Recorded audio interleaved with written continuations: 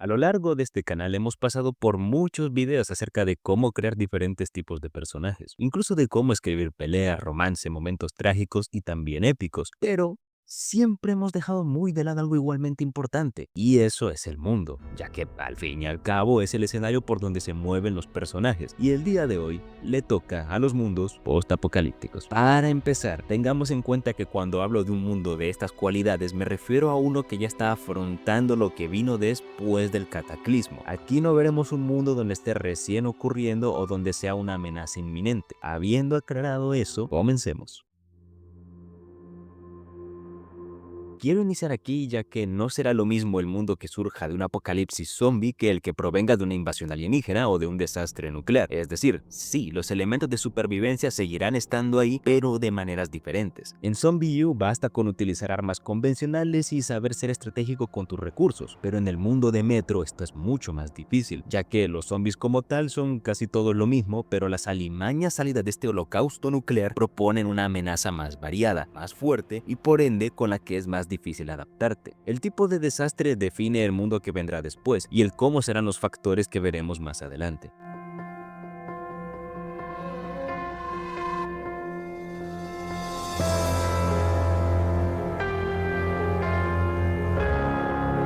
Esto abarca en sí a cualquier personaje que vayas a meter en la obra. Los personajes, independientemente del contexto en el que ellos estén, siempre van a pedir una cosa, y esa es sentirse humanos. Pero, ¿a qué me refiero con eso? Con ser humanos no digo que deban ser muy complejos o contradecirse a cada rato ni nada que ver, sino que sus reacciones y acciones en el mundo deben verse coherentes con su contexto y cómo son ellos. Es decir, los personajes deben verse cambiados por lo que ocurrió de alguna manera, se hace que se lo estuvieran esperando o no. Volviendo con Zombie U, en esta historia uno de los personajes principales es el denominado como Prepper, el cual básicamente será quien nos guía a lo largo del título. Es quien nos enseña a sobrevivir y a manejarnos en este mundo a la vez que nos cede uno de sus refugios. Pero si ahondas en la trama del juego verás algo muy curioso, y es que esta plaga zombie era algo que ya varios estaban esperando que pasara, puesto que en épocas antiguas tras la peste negra hubo brotes de este otro virus, pero eran contenidos matando a los infectados o incluso quemando un cuarto de toda Manchester en el proceso. Debido a esto se fundaron los Cuervos de Dee, en honor a quien profetizó esto y con la función de evitar que la plaga llegara a un nivel masivo. Y el Prepper era uno de estos y además de los más importantes. En este punto el hombre buscaba un fin heroico de cierta manera, ya que solo quería ayudar junto a sus compañeros, pero no recibieron más que escepticismo y hasta el asesinato de uno de sus miembros a manos de la Guardia Real cuando solamente quería advertirles, por lo que poco a poco, y viendo que el fin estaba cada vez más cerca, optó por alejarse de todos y considerar que solo los que escucharan se merecían sobrevivir. Nadie más ni nadie menos, por lo que terminó de crear su fuerte y esperó al fin del mundo. Esto es relevante ya que conforme avanza el juego lo más probable es que nuestro personaje se muera en medio de la aventura, por lo que terminamos reencarnando en otro diferente hasta por fin terminar el título. Y cuando esto ocurre el Prepper simplemente entra al refugio y toma las cosas del fallecido para surtirse de recursos y simplemente esperar al próximo superviviente, ya que al carecer de un brazo y una pierna optó por usarnos a nosotros. Y es por esto que cuando decidimos buscar una cura y escapar de la ciudad, este se enfurece con nosotros y hasta trata de matarnos, porque se siente traicionado y también desafiado, ya que para él solo se puede sobrevivir, no arreglar la situación. Y es que una catástrofe de este tipo, quieras que no, lleva a que muchos potencien una actitud pesimista, pero también una llena de esperanza y tenacidad porque las cosas cambian, como ocurre en el universo de Dragon Ball, específicamente en Z, durante la saga de Trunks del futuro. Universo que de hecho es un buen ejemplo de lo que digo, ya que el personaje de Bulma es la muestra clara de esta búsqueda por arreglar las cosas. Es alguien muy nostálgica por el mundo que había antes y que Trunks nunca pudo ver. Y lo único que ella quiere es poder reparar el daño para que él pueda vivir en paz. Y justamente por el hecho de que ella es un puente entre lo que hubo antes y lo que es ahora, esta versión suya es tan efectiva a pesar de su simpleza. Sin ir lejos, el mismo Gohan también muestra algo interesante que no es como tal pesimismo, sino resignación. Gohan piensa que tarde o temprano los androides serán destruidos, pero no cree que sea él quien vaya a lograrlo. Y lo que es peor, en los diálogos originales se puede notar que simplemente la situación lo sobrepasó, a tal grado que Gohan, tras derrota y derrota, pasó a aceptar que un día estos lo matarán.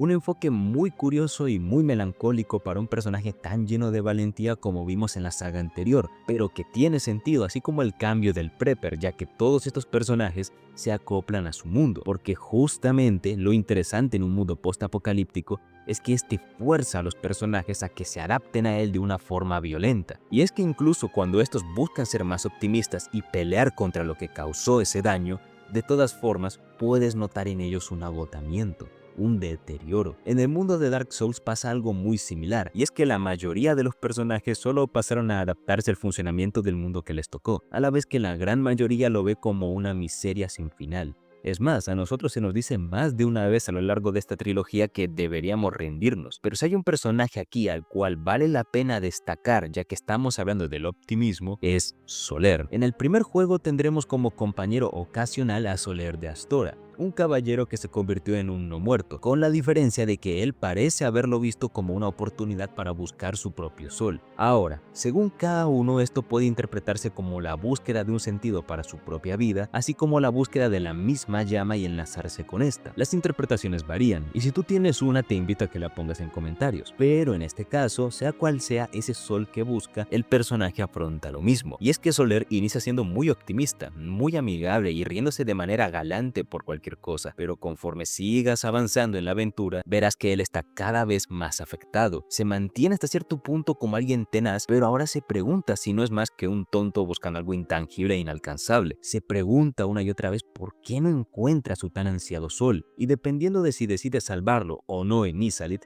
su final será muriendo ahí como un hueco o, según las palabras de Miyazaki, llegando hasta el final de la aventura y creyendo que fue él quien enlazó la llama, lo cual aumenta la posibilidad de que esto fuera realmente ese sol que tanto añoraba. Y en este juego se nota mucho el cambio del personaje, porque es el único que mantiene esa clase de actitud, y vemos cómo el mundo donde está simplemente no lo deja seguir siendo así, cosa que me lleva a lo siguiente.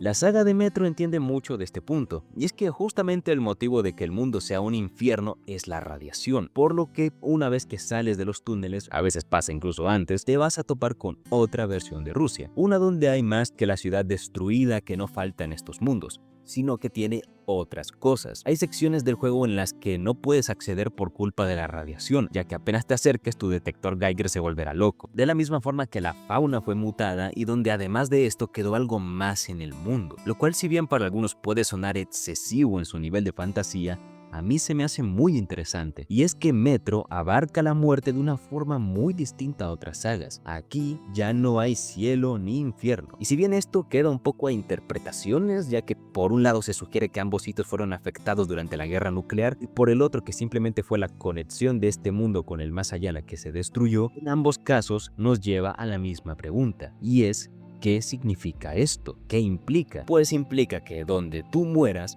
es donde te vas a quedar por la eternidad. Y por si fuera poco, la manera en la que moriste la sufrirás en un eterno bucle. Así que en este juego importa mucho dónde mueres y cómo, porque no sería lo mismo fallecer dormido en tu cama a que te ocurra porque te dispararon y te desangraste o porque una de estas bestias te comió vivo. Y esto es interesante porque hace que las muertes de cada personaje tengan una carga, ya que no puedes evitar preguntarte cómo sería afrontar algo así. Además de esto, como es obvio, varias zonas fueron contaminadas, incluyendo el agua, pero de largo la mayor marca que el apocalipsis dejó en Metro fue esta. Y así como esto, es importante que el mundo que construyas bajo estas condiciones tenga más de una herida producto del cataclismo. Puede ser la que tú quieras mientras sea dentro de su fantasía un efecto lógico, pero debe ir más allá de la típica ciudad destruida porque, seamos honestos, cualquier historia de este estilo va a tener los típicos edificios destruidos y las calles abandonadas. Las de zombies, las de aliens, las de guerras humanas, las del carácter sobrenatural, siempre será así. La clave es que te preguntes qué tiene de especial ese mundo y si es posible de aterrador y que lo haga destacar de entre los demás. Y mundos como el de Dark Souls y Metro también me hacen pensar en que algo a lo que tú puedes apuntar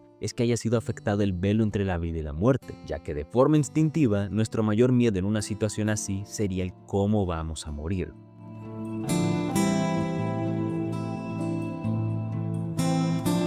Justo algo que hemos estado tratando es cómo los personajes se adaptan, pero hay más, y eso es el tema de las sociedades, ya que puedes elegir tanto el mostrarlo como no hacerlo, y limitar todo a un grupo de personajes que estén por el mundo y a los cuales vas a explorar. Al fin y al cabo esto puede funcionar igualmente según el caso, como le pasa a Dark Souls, pero la ya vista en Metro abarca a sus sociedades de una forma interesante, y es que aquí no solo vemos un elemento, sino varios de estas. Para empezar, está el hecho de que tras todo el relajo de la radiación, la humanidad pasó a vivir en los túneles del metro, de ahí el nombre, y aquí es donde empieza todo. Primero, la moneda de cambio aquí ya no es el dinero, ni el oro, la plata o las piedras preciosas, sino las balas. La munición, al ser algo tan valioso para sobrevivir, es el reemplazo de cualquier moneda anterior y se utiliza para todo, comprar armas, recursos, provisiones y para obtener recompensas. Al mismo tiempo, aquí tienen su propia ganadería, cultivos, tienen las rutas del metro totalmente mapeadas y saben por qué sitios ir y por cuáles solo pasar si no hay de otra. Y estas rutas conectan con otros pueblos, por llamarlos de alguna manera. Tienen registrado el comportamiento de las criaturas y, como es obvio, aquí también tenemos personas que optaron por volverse una porquería. Y es que en pocas palabras, tenemos bandas fascistas en este mundo. Así como suena. Y en líneas generales podemos ver con buen detalle cómo la gente aprendió a vivir en medio de este infierno nuclear. Y eso es un detalle que le sienta muy bien a historias de este tipo, ya que permiten entender mejor el tipo de vida que ahora les toca, pero puedes optar también por generar soledad para los personajes. Como dije, Dark Souls lo hace casi todo el tiempo y les sienta de maravilla, pero esto responde más que nada a las necesidades de la obra. Unas son mejores para mostrar sus sociedades a detalle y otras es mejor que se haga de una manera diferente y más individual.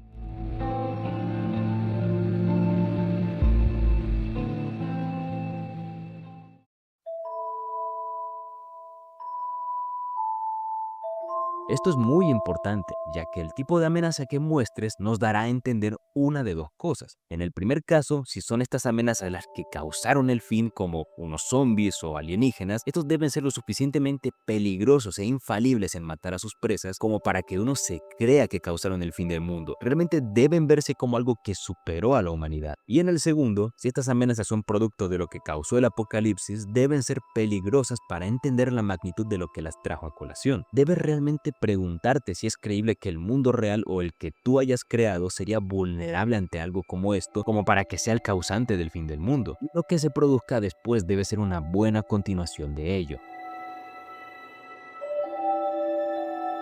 Menciono esto como último punto porque jugar con el tono puede ayudar mucho al impacto de la historia, ya que, es perfecto iniciar con un tono lúgubre y oscuro como lo hacen la mayoría, pero es verdad que hacer lo contrario puede darnos un contraste muy fascinante. Un ejemplo ultra popular de ello es Hora de Aventura. Jódeme que alguien haya sospechado al inicio que esta obra era un postapocalipsis nuclear, pero lo era, y conforme los capítulos avanzan esto se desvela más, y eso es lo que me encanta de esta obra de hecho, ya que su tono y apariencia tan amigables en un inicio hacen que esto te tome por sorpresa, pero que cuando lo analices te parezca hasta algo coherente, porque la obra fue dejándonos pistas para irlo deduciendo por nosotros mismos. Y vaya que a esta obra le gusta ponernos a teorizar, pero eso sí, hay que tratar esto con cuidado, porque tampoco quieres que la parte amigable del tono sea tanta que no puedas interesarte de forma seria por la historia y el desastre que hubo, o si no se le perderá respeto a todo lo que ocurrió. Hora de Aventura era graciosa y todo, pero cuando abarcaban esto, la obra sabía tomárselo en serio, y por ello tú también lo hacías. Y por favor, si vas a hacer un post-apocalipsis, céntrate en eso y cómo afectó a los personajes. No hagas lo de la quinta hora donde primero inicia con una cierta seriedad para después arruinarlo con otro romance barato que intenta ir tras las faldas del éxito de Crepúsculo. No, créeme, no lo hagas, no vale la pena. Y sí, yo sé que una obra puede ser postapocalíptica y no tomarse tan en serio a sí misma, y además de eso puede funcionar. This is the End y Doom Eternal lo hacen ambos a su manera, uno tremendamente lleno de comedia y el otro estando cargadísimo de acción, pero nada de puntos medios. O te tomas en serio lo que pasó, o no. La quinta ola quiere hacer ambas cosas a la vez, y es por esto que fracasan las dos. O dicho en palabras simples, puede ser Metro o Doom Eternal, pero no ambas a la vez. Pero bueno, esto ha sido todo de mi parte por el día de hoy. Si el video les ha gustado siempre pueden dejar un pulgar arriba. Si quieren ver más videos de este estilo siempre pueden suscribirse. Y si ya lo han hecho pueden usar una segunda o tercera cuenta. Déjame abajo en los comentarios qué opinas de este tema. Puntos a favor, en contra, incluso algún otro método o algún otro factor que tú consideres que valga la pena ser mencionado. No dudes en dejarlo ahí abajo. Ya que después de todo, como siempre digo, no es más que la opinión de otro novato del montón. Y sin nada más que decir, nos iremos viendo. Hasta la próxima.